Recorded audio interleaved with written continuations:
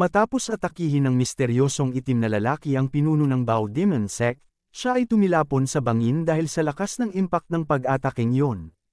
Sinabi naman ng misteryosong lalaki na siguradong masakit ang kanyang pagbagsak. Nang siya ay nagsisimula ng umalis sa lugar na yon, ang mga tauhan ng Jin family ay patuloy sa pagbigkas ng pangalan ni Jin Taekyang at siya ay kanilang tinawag rin na The Sleeping Dragon of Shanxi. Dahil dito, siya ay nainis sa mga sinasambit na pangalan ng mga tao. Nang siya ay tumingin sa ibaba, nakita niyang hawak-hawak ni Wei Qiang ang lalaking tinatawag nilang Sleeping Dragon of Shanxi. Iniisip niya na siya ay isang kakaiba na tao, pero wika niya na hindi niya gusto ang taong ito kahit ng kaunti. Kaya ng sandaling yon, naisip ng misteryosong itim na lalaki kung dapat na ba niyang patayin ngayon ang lalaking iyon. Habang ang misteryosong lalaki ay nakamasid sa tuktok ng bundok, ang mga pangkat ng pamilyang Jin ay nagdiriwang sa kanilang tagumpay sa digmaan. Buhat-buhat naman ni Wei Qiang ang kanyang kapatid, at siya ay nagsasabi na ipinagmamalaki niya ang nagawa ng kanyang kapatid, pero si Taekyang ay hindi gusto ang ganitong papuri na ginagawa ni Wei Qiang. Dahil dito, labis pang nainis ang itim na lalaki kay Taekyang. Sapagkat hindi nito nagustuhan ang mga ingay na binibigkas ng lahat. Kaya't bamantong hininga ang itim na lalaki at pinigilan nito ang kanyang sarili. Ilang sandali pa, siya ay tumalikod upang umalis sa eksena at sinabi nito na siya ay kanyang bibigyan ng awa sa araw na ito. Habang siya ay paalis, bumungad sa harapan ang mga nakahandusay na bangkay ng kanyang mga pinaslang na mandirigma. Lumipat ang eksena sa ibang lugar, kung saan mayroon isang munting bahay ng inuman ang nakatayo malapit sa mapayapang kabundukan. At sa loob nito ay mayroong nag-uusap na mga tao habang sila ay nagiinuman, at sa katabi nila ay ang isang tao na nakasuot ng salakot, at siya ay nakamasid sa kanilang pag-uusap. Sa kanilang pag-uusap, sinabi ng lalaki na nakadamit ng berde na kung ano ang nangyari sa Mount Heng Sword nang sila ay sumalakay sa Jin family. Habang ang isa naman ay nagsasabi na dagdagan pa niya ng isang bote ng alak upang ikwento pa nito sa kanila ang mga nangyari. Nagsalita naman ang matandang lalaki na sa kanyang tingin, hindi sapat ang isang bote ng alak para sa kanya. Sinambit ng kanyang kasama na siya ay isang pilyong klase na matanda. Nang bigla, lumapit ang isang nakaupo na lalaki sa kanilang mesa, at siya ay naglagay ng isang pera na pilak sa kanilang harapan. Pagkatapos, ang apat na nag-uusap ay nagulat at nahanga sa nakita nila at tinatanong kung ito ba ay isang uri ng pilak na barya. Dahil dito, sinabi ng lalaki na nakasalakot na gusto niyang marinig ang natitirang bahagi ng kwento ng matandang lalaki. Dagdag pa niya na panatilihin itong simple at tapat sa mga katotohanan. Ilang oras pagkatapos marinig ang kwento ng matandang lalaki ang tungkol sa naganap na pangyayari, siya ay umalis at sumakay sa kanyang kabayo. Iniisip nito ang kinuwento ng matandang lalaki noong siya ay nandoon sa loob ng inuman, ang tungkol sa Sleeping Dragon ng Shanxi na nagsilbing pinakamahalagang bahagi ng kanilang digmaan. Kung saan sinabi ng matandang lalaki na dahil sa tulong ng The Sleeping Dragon ng Shanxi, nagkaroon ng madaling tagumpay ang pamilya Jin ng Taiyuan. Kaya't ang Mount Heng Sword Sect ay halos nasa bingit ng pagkawasak. Dagdag rin ng matanda na nais niya rin sanang malaman kung ano ang mangyayari ngayon sa Mount Heng, sa kadahilanan na patay na ngayon ang pangalawang anak na si Li Sojon, at ang pinuno ng sekta na si Li Chonbek. At dahil ang unang anak rin ito na dapat sana tagapagmana ng korona, ay namatay sa isang pag-atake ng mga bandido ilang taon na ang nakalipas. Ayon rin sa balita, ang Sleeping Dragon ng Shanxi ay ang nag-iisang sumira sa pinakamalakas na puwersang militar sa rehiyon ng Hubei. Ang ika-18 Legion ng Green Forest Army. Sinasabi rin nilang siya ang pinakamagandang lalaking nakita nila. May mga nagsasabi rin na siya ay isang Diyos na bumaba mula sa langit at isang mandirigma na hindi pa hintulutan ng anumang uri ng kasamaan. Pero ang mas nakakagulat pa ay nang binanggit sa kanya ng matandang lalaki ang pagkakilanlan ng tinatawag nilang The Sleeping Dragon of Shanxi. Dahil yon ay walang iba kundi ang ikatlong batang master ng Jin family. Kaya noong marinig nito ng lalaki ay hindi siya makapaniwala sa kanyang narinig na kwento mula sa matanda. Dahil doon, siya ay nagmadali tumungo pa uwi ng Taiyuan. Nang dumating ang lalaking may suot na salakot, bumungad sa kanyang harapan ang gatekeeper na si Mujin. Dito ay kanyang sinabi na siya ang tagapagtanggol ng lalawigan ng Shanxi, pati na rin ang bantay ng dakilang pamilya Jin ng Taiyuan. Nagpakilala rin ito sa kanya bilang si Hyuk Mujin, ang kanang kamay ng sleeping dragon ng Shan-Shi.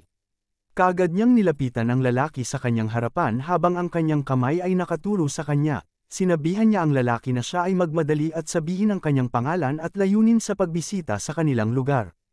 Pero ang lalaki na nakasakay sa kabayo ay galit na nagmura kay Mujin at sinabi na siya ay pagbuksan na nito. Sa kabilang banda, si Taekyang ay masayang nakatitig sa kanyang character profile. Dahil siya ay nakakuha ng halos 13 levels dito at ang kanyang antas ay umabot na sa level 50. Ang kanyang fame points ay halos umabot sa higit 1,000 din. Nakakuha rin ito ng panibagong title na Sleeping Dragon ng Shan-Shi at ang kanyang title na Shame of the Family ay tuluyan ng nawala. Dahil dito, sinigaw niya na ito ang kanyang kinakailangan, at napakasulit ng pagsakripisyo ng kanyang buhay sa panganib para labanan ang Head Elder. Subalit wika ni Taekyang sa kanyang sarili, nakahanga-hanga ang matandang yon. Ngunit siya rin ay nagtataka kung paano ang isang tulad ng Head Elder na level 95, ay natalo sa kanya. Iniisip rin niya kung ano kaya ang mangyayari kung nakipaglaban ito sa kanya ng one-on-one. Pero saad nito na malamang hindi rin siya tatagal ng 1 minuto sa matandang yon. Ngunit sa anumang pagkakataon, siya ay nakaligtas sa matandang yon. Kaya binuksan ni Taekyang ang kanyang title, kung saan ipinakita sa kanya ng sistema na ang titulong Sleeping Dragon ng Shan-Shi ay mayroong pinakamataas na antas, at ang epekto nito ay magbibigay sa kanya ng 10 puntos sa lahat ng stats nito, at 100 puntos naman sa kanyang kasikatan. Sinabi rin dito na kilalang-kilala ang kanyang pangalan sa buong lalawigan ng Shan-Shi. Gayunpaman, ang mundo ng Merm ay malaki at misteryoso pa rin. Kaya't kailanman ay huwag nitong pabayaan ang kanyang gwardiya. Iniisip ni Taekyang ang kahulugan ng Sleeping Dragon ng Shan-Shi bilang magkahalintulad sa mga sikat na tao sa lugar ng kanyang totoong mundo. Kaya sa kanyang tingin, ito ay nangangahulugang maaaring hindi siya ang pinakamalakas sa buong lupain, pero ang tanging alam niya ng oras na iyon ay kung paano niya nagawang ipagtanggol ang kanyang lugar. Dahil dito, sinabi niyang kahit papaano ay nagawa niyang magpalakas dito, habang si Taekyang ay masayang humiga sa kanyang malambot na kama. Isinasaalang-alang niya na siya ay maglalayon sa pagiging pinakamalakas sa mundo ng Merm, at pagkatapos siya ay babalik sa realidad. Iniisip din niya na dapat siyang mag-log out kapag siya ay naging isang B-rank na hunter. Pero napagtanto niya na mas mabuti siguro na siya ay mag-log out kapag naging isang A-rank na hunter na ito. Habang siya ay nagmumuni sa kanyang kama, bigla bumangon si Taekyang sa pagkahiga at iniisip na tila meron pa siyang nakalimutan na isang mahalagang bagay ngayon. At sa hindi inaasahan, biglang may kumalabog ng malakas sa kanyang pintuan. Sa oras na yon, ang mga pinto ng kanyang kwarto ay nagsimulang tumalsik at mawasak. Nagtaka naman si Taekyang sa biglaang pangyayaring yon. Dito ay pumasok ang lalaking nakasuot ng salakot, habang si Mujin ay nasa likuran at mayroong black eye sa kanyang mata. Dahil dito, tinanong ni Taekyang si Mujin kung sino ang taong ito. Takot at nababalisa si Mujin na nagtanong sa kanya kung hindi ba niya nakikilala ang taong ito. Nagmurang sumagot naman si Taekyang kay Mujin kung paano niya naman malalaman kung sino ang taong ito, sapagkat siya dapat ang ipinakilala sa kanya. Dahil dito, mabangis na tumingin si Taekyang sa lalaking dumating sa kanyang kwarto. Sa puntong yon, unti-unting hinubad ng lalaki ang kanyang suot na salakot, habang si Taekyang ay nagsabi na kahit puno ng alikabok ang pagmumukha ng lalaki, masasabi niya na mukhang nasa mas batang edad pa ito. Maganda rin ang kanyang katawan, na nagpapahiwatig na siya ay may kasanayan sa martial arts. Dahil dito, unti-unting isinuot ni Taekyang ang kanyang sapatos, at wika nito sa kanyang isip na mukhang napaka-interesanteng tao ang kanyang kaharap. At sa kanyang palagay, ang taong ito ay isang hangal na mandirigma na dumating para makipaglaban sa kanya. Dahil na din siguro narinig nito ang tungkol sa kanyang mga nagawa noong digmaan. Kaya't sa puntong yon, alam na ni Taekyang ang kahihinatnan ng sandaling ito. Kaagad naman naisip ni Taekyang na gamitin ang kanyang chi sense, upang malaman nito kung gaano kalakas ang taong ito. Nang makita ni Taekyang na hindi kayang tukuyin ng kanyang chi sense ang level ng lalaki, dito niya napagtanto na ang lalaking ito ay malakas rin, pero napansin niya na ang kanyang pangalan ay magkahawig rin sa kanya at malamang isa rin siya sa mga miyembro ng pamilyang Jin. Dahil ang pangalan ng lalaking kaharap niya ngayon ay si Jin Mokyang. Dahil dito, sinubukan ni Taekyang na inalala ang naunang pahayag sa kanya ng kanyang kapatid na si Wai Kyang sa loob ng klinik, kung saan nabanggit nito na mayroon siyang pangalawang kapatid, at ang pangalan ng kanyang ikalawang kapatid na yon ay si Jin Mukyang. Kung saan nasabi nito sa kanya na ang kanyang kapatid na yon ay isang henyo sa martial arts, dahil naabot nito ang pinakamataas na antas ng espiritual na realm sa napakabatang edad. Pero sinambit din sa kanya ng kanyang kapatid noon na malamang hindi rin niya ito makikita ang kanyang kapatid sa loob ng ilang panahon. Dahil kasalukuyan siya ay nasa isang malayong lugar. Nang tinanong ni Taekyang noon sa kanyang kapatid kung nasaan ito, sinagot naman siya ni Waikyang na ang kanyang pangalawang kapatid ay nasa martial arts school sa probinsya ng Henan. At halos 3 taon na rin niya itong hindi nakita. Kaya tinanong rin ito ni Taekyang kung ano ang karaniwang gusto ng kanyang kapatid. Agad naman tumugon si Waikyang na siya ay isang uri ng tao na mabait. Ngunit madalas siyang hindi nauunawaan ng mga tao dahil sa pagiging walang emosyon nito o seryoso na tao. Pero nakakasiguro naman si Waikyang sa kanya na isa siyang mabuting tao. Naalala rin ni Taekyang na tinanong nito sa kanyang nakatatandang kapatid kung sila bang dalawa ay mag-close sa isa't isa. Dito ay may konting pag-alinlangan na sinabi ni Waikyang sa kanya na ang kanyang ikalawang kapatid at si Taekyang ay mukhang mag-close naman dalawa. Kaya sa puntong yon, may gulat at pangamba na tinawag ni Taekyang ang lalaki sa kanyang harapan na kanyang kapatid. Dito ay walang emosyon na nakatitig sa kanya si Mukyang. Habang ang mabangis na pagmumukha ni Taekyang ay napalitan ng masayahin at mapakumbaba na mukha, dito ay kanyang naisip na sapagkat ang kanyang kapatid ay nasa malayong lugar, inakala niya na aabutin pa ito ng ilang linggo bago makauwi dito. Pero hindi niya inasahan na siya ay agad na bumalik pagkatapos ng digmaan. Dito ay sinambit niya sa kanyang kapatid na siya ay nakikipagbiruan lamang sa kanya noong una niyang pasok dito. Pagkatapos, napakamot ito ng kanyang ulo habang binabati ang kanyang kapatid na matagal rin bago sila nagkita uli, at siya ay nag-abot rin ng kanyang kamay dito. Sa puntong yon, nakatitig pa rin ng walang emosyon ang kanyang kapatid na si Mukyang. Pero ilang sandali pa, ay iniabot din niya ang kanyang kamay kay Taekyang upang magkamayan silang dalawa. Pero ito ay kanyang mahigpit na hinawakan ang kamay ni Taekyang na bumabati rin sa kanya. Wika naman ni Taekyang sa kanyang isip na siya ay nagtataka kung gaano pa katagal kailangan niyang magpanggap ng mabait sa kanya. Kaya siya ay nagtanong sa kanyang kapatid kung kamusta naman ito kung siya ba ay nasa mabuti namang kalagayan.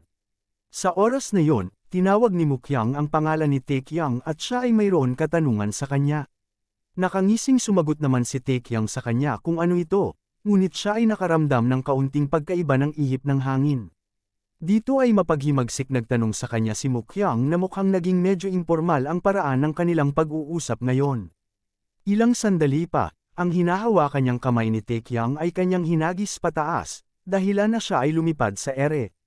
Dahil dito, siya ay nagtataka ng labis kung bakit ito ginawa sa kanya ng sarili niyang kapatid. Pero kahit siya ay nawala ng balanse sa ere, nagawa ni Taekyang mag-exhibition sa taas ng ere ng paikat-ikot at makabalik sa tamang pwesto. Dito ay nagawa niyang magpakitang gilas sa harapan ng kanyang kapatid at siya ay nakabalik sa kanyang tindig nang hindi bumabagsak. Dahil dito, napabilib si Mukyang sa kanyang ginawa, pero si Taekyang ay nagsalita sa kanyang kapatid na inakala nito na sila ay close sa isa't isa.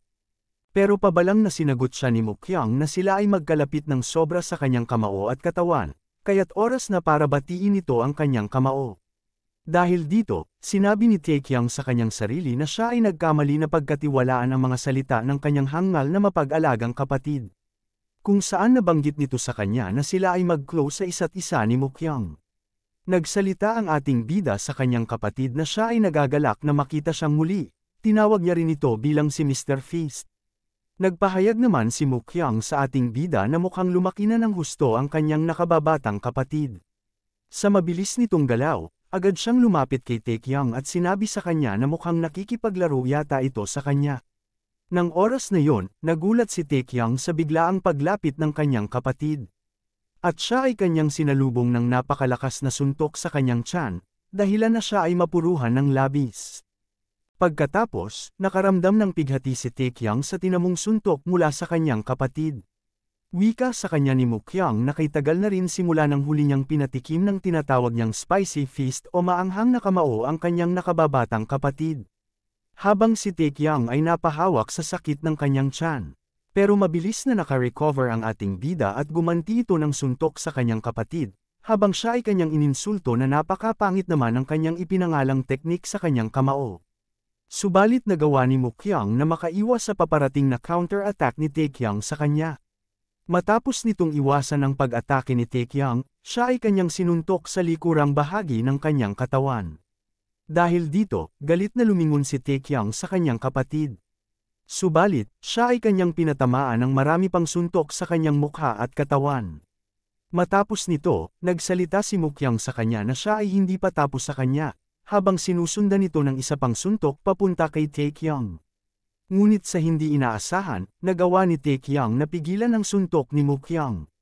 Kaya laking gulat na nagtanong si Mukyang sa kanya kung paano niya nagawang pigilan ang kanyang suntok, pero sa isipan naman ni Taekyang na ang suntok na yun ay masyadong napakasakit at ang kanyang lakas at bilis ay mas malakas kumpara sa kanya. Iniisip ni Taekyang na kahit nagawa nitong tiisin ang kanyang mga atake, sa kanyang tingin hindi pa rin ito pinapakita ng kanyang kapatid ang buong lakas sa kanyang mga atake. Dahil dito, nagtanong si Taekyang sa kanya kung ano ang gusto nitong mangyari. Sumagot si Mukyang sa kanya na sinusubukan niyang ayusin ang kayabangan ng kanyang nakababatang kapatid, dahil mukhang wala siyang takot sa kanyang kuya. Gayunpaman, pinuri nito si Taekyang na siya ay naging mahusay, sapagkat nakaya nitong hadlangan ang kanyang ginawang atake sa kanya. Wika naman ni Taekyang sa kanyang sarili na siya ay naiinis na dito, at dahil porket siya ay henyo at mas nakakatanda sa kanya, hindi ibig sabihin na pwede na siyang alipustanganin nito. Dahil dito, gusto niyang pagbigyan ng hamon ng kanyang nakakatandang kapatid, at ngayon ay gusto niyang gamitin ang kanyang natitirang stat points upang tingnan nito kung gaano siya talaga kahusay. Sa puntong yon, ginamit ni Taekyang ang kanyang 10 puntos para sa agility.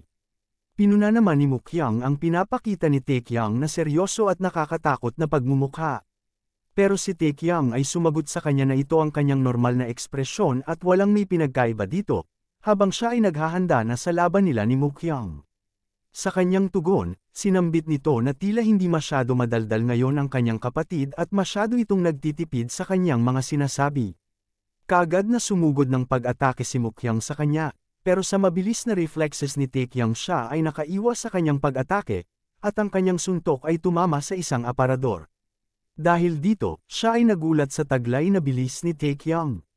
Nakangiting sinambit ni Taekyang sa kanya kung narinig na ba nito ang chismis tungkol sa kanya na siya ay ang The Sleeping Dragon ng Shanxi. Kaya siya ay sumagot kay Taekyang na mas madalas niyang naririnig ito kaysa sa kanyang nais, ang walang batayang chismis na yon. Sa puntong yon, binyantaan niya si Mukyang na mas mabuti na siya ay mag-ingat, dahil siya ay kanyang maaabot sa loob ng ilang sandali. Tumatawa na tinanong naman ni Mukyang sa kanya kung kailan pa nito magagawang abutan siya. Pero si Taekyang ay seryoso at mariing sinabi na gagawin niya ito ngayon din, habang ito ay nagwika sa kanyang isip na siya ay dadagdag pa ng karagdagang 10 puntos para sa kanyang agility. Habang nagsisimulang sumugod si Mukyang para sa panibagong suntok kay Taekyang, sinambit nito sa kanya na kung makakaya niyang tiisin ang kanyang atake sa loob ng 15 minuto, ay sa kanyang sisimula na tatawagin si Taekyang na kanyang senior brother. Nang paparating na ang suntok sa kanyang harapan, sinabi nito sa kanyang sarili na ito ay maliwanag niyang nakikita ang paparating na suntok. Dahil dito, kumpiyansa si Taekyang na magagawa niyang iwasan ang ganitong pag-atake ng kanyang kapatid. Ngunit sa hindi niya inaasahang pagkakataon, siya ay nagawa pa din abutin ng suntok ni Mukyang sa kanyang mukha. Kaya sa oras na yon, sinabi nito sa kanyang sarili na mukha kailangan pa niyang dagdagan ng 10 puntos ang kanyang agility. Bumalik naman ang eksena sa nakaraan kung saan naaalala pa ni Mukyang noong siya ay 15 taong gulang pa lang, at maliwanag pa niyang naaalala ang araw na yon. Nagsimula ito nung nagdala sa kanya ng isang upuan si Taekyang noong siya ay nasa edad na 10 taong gulang pa lamang. Kung saan sila ay nag-training na tinatawag nilang posisyon ng kabayo, ito ay isang uri ng posisyon sa martial arts na karaniwang ginagamit upang bumuo ng lakas at katatagan. Pero ang suwail na bata na si Taekyang ay nagdadala ng upuan sa kanilang training upang hindi ito madaling mapagod sa kanilang pagsasanay. At bilang nakakatandang kapatid nito siya ay kanyang pinipilit na mapatino, kaya't siya ay laging nakakatikim ng bukol mula kay Mukyang dahil sa palaging hindi ito sumusunod sa kanilang mga pagsasanay. At doon nag-umpisa niyang binansagan ang kanyang kamao na spicy fist ng kanyang kuya. Pero ang dati na kanyang tinuturing na pasaway na bata noon, ay ngayon mayroon ng titulo na hinahawakan na The Sleeping Dragon ng Shanxi. Kaya't nang una niyang marinig ang chismis na yun sa isang tavern. Sobrang hindi siya makapaniwala kaya't muntikan na siyang mapatawa ng todo. At iyon ang dahilan kung bakit siya pumasok sa silid ni Taekyang noong siya ay makauwi dito. Sapagkat ang tanging alam lamang noon ni Taekyang ay manghabol ng mga babae at magpabeya. Pero ngayon, hindi siya makapaniwala na ang kanyang hinahabol na ngayon ay ang katanyagan, at siya ay napatanong sa kanyang isipan kung bakit tinatawag pa ni Taekyang ang kanyang sarili bilang isang martial master sa pinakamataas na antas. Dagdag pa niya na mukhang kailangan pa ni Taekyang ng masusing pagsasampal ngayon, at iyon ang pumapasok sa kanyang isip. Pero hindi niya lubos maisip kung kailan pa nagawang matutunan ni Taekyang na makaiwas sa kanyang mga pag-atake. Sapagkat ang pagiging mataas na antas sa spiritual realm ay napaka-imposible, at kailangan pa ni Taekyang makaabot sa first-rate warrior upang magawa ito. Habang si Taekyang ay nagagawang iwasan ang mga pinapatama na atake ni Mokyang. Kaya't hindi niya ito lubos matukoy kung paano ito naging posible. Sapagkat kahit na binigyan pa si Taekyang ng walang hanggan na sikat ng araw at tubig, may tamang oras at lugar pa rin para sa pag-aaral ng martial arts. At kung ito ay kanyang iisipin, sinayang ni Taekyang ang kanyang gintong pagkakataon na maging isang martial warrior. Kaya hindi siya makapaniwala na siya ay umabot sa ganitong progreso sa loob lamang ng wala pang 3 taon. Dahil sa patuloy na nagagawang depensahan ni Taekyang ang mga suntok ni Mokyang. Naisip nito na kahit pa nagbago si Taekyang, ang ganitong bagay ay hindi pangkaraniwan para sa kanya. Sa pagkakataong yon, ang papasok na suntok ni Taekyang ay nagawang pigilan ni Mokyang ng kanyang kanang kamay. Dahil dito, nakangising sinabi ni Taekyang sa kanya na malamang sinadya nito pigilan ang kanyang suntok, dahil alam na niya na hindi niya ito kayang maiiwasan pa. Sa oras na yon, nainis si Mokyang sa sinabi ni Taekyang. Pero ang ating bida ay makulit na tinatawanan si Mokyang, pinaalala pa nito kay Mokyang ang kanyang naunang pahayag kanina na siya ay seryoso na maabuti niya ang kanyang kapatid. Bakas naman sa mukha ni Mokyang ang pagkalito nito sa kanyang mga nakita, kaya tinanong nito si Taekyang kung ano ang kanyang ginawa. Kung siya ba ay umino ng elixir of divine chi upang magawa niyang palakasin ang puwersa ng kanyang internal chi. Sumagot naman ng may palukong mukha si Taekyang sa kanya na bakit niya naman ito iinumin ng isang bagay na kasing pangit niyan. Dagdag pa niya kung nawala na ba si Mokyang sa kanyang pag-iisip. Sa oras na yon, nagsisimula ng magalit si Mokyang sa kanya. Habang ang natitirang stat points ni Taekyang ay nasa 50 puntos na lang. Dahil dito, nagsisimula ng magalit si Mokyang sa kanya, kasabay rin ito na pinapaalala ni Taekyang ang kanyang mga naunang pahayag sa kanya ni Mokyang. Na siya ay kanyang ituturing na kuya kung makakaya niyang tiisin ang mga atake ni Mokyang sa loob ng 15 minuto. Kaya sa puntong yon, sinabi nito sa kanya na nagwakas na ang kanyang 15 minuto na palugit, habang tinatawag naman ni Taekyang ang pansin ni Mujin kung siya ba ay sumasang ayon rin sa kanyang mga sinasabi. Pero ang takot na pagmumukha ni Mujin na nakaupo sa isang sulok ng corner ng silid, ay takot na nagsabi na sa tingin rin niya tapos na ang oras nito. Tinanong din niya ang dalawa kung sila ba ay tapos na sa kanilang away. Pero nang tiningnan ni Mujin ang nakakatakot na mukha ni Mokyang, siya ay nagsisimulang magpawis at mabahala, na pagtanto niya na mukhang hindi pa sila tapos sa kanilang labanan. Kaya sa oras na yon, tinanong sila ni Mujin kung pwede na ba siyang umalis dito. Subalit ang galit na si Mokyang ay tumanggi sa kanyang hiling na siya ay umalis. Pero si Taekyang ay nagtataka kung ano ang binabalak ni Mokyang na gawin, habang ito ay nagsisimula ng maglabas ng pulang aura ng chi. Ilang sandali pa, ang tinutuluyang bahay ni Taekyang ay nagsisimulang yuminig sa loob. Napansin rin ni Taekyang ang pagbitak ng mga haligi, kaya't siya ay nakaramdam ng pagkabahala sa oras na iyon. Kasabay nito, ang nakakatakot na pagmumukha ni Mokyang at ang pulang aura ng chi ay nagsisimulang pumapalibot sa kanyang katawan. Kaya't taos-pusong humingi ng tawad si Taekyang at tinawag si Mokyang na kanyang kuya.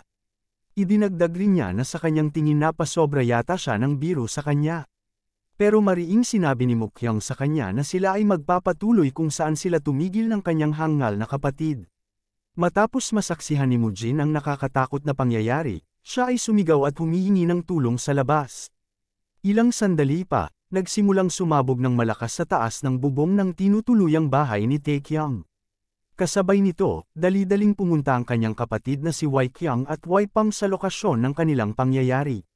Bakas sa mukha ng dalawa ang pagkagulat sa pangyayari na kanilang nasaksihan. Dito ay bumungad sa kanila ang pinsala at pagkawasak na tinamo sa lugar na tinutuluyan ni Te Qiang. Dahil dito, nabulabog rin ang lahat ng tao sa lugar ng Taiyuan dahil sa mga kaguluhan na nangyari. Nang lumapit si Wei Qiang sa lugar ng pagkawasak, dito ay nakita niya ang nakahandusay na katawan ni Te Qiang na walang malay at punong-puno ng mga pasa sa mukha. Habang ang kanilang nakakatandang kapatid na si Wei Qiang ay umiiyak na tinatawag ang kanyang maliit na kapatid. Nagsalita naman si Mu Qiang sa kanya na hindi pa naman siya tuluyang namatay. Pero si Wei Qiang ay napaka-overreacting na lumapit sa kanilang nakababatang kapatid. Kasabay nito, sinambit ni Mu Qiang na sa kanyang tingin mayroong isang namatay sa pangyayaring ito. At sa hindi inaasahan, biglang lumabas si Mu Jin sa mga nakatambak na mga sira-sirang parte ng bahay, kung saan siya ay nagtamo ng maraming sugat at pasa sa kanyang katawan. Pagkatapos, sumigaw ang lahat ng tao na nakapaligid, na kaagad tulungan at dalhin sa klinik ang kapitan ng gatekeepers na si Mu Jin. Habang si Mu Qiang naman ay masayang lumalakad at nagsasabi na napakaganda ng panahon ngayon.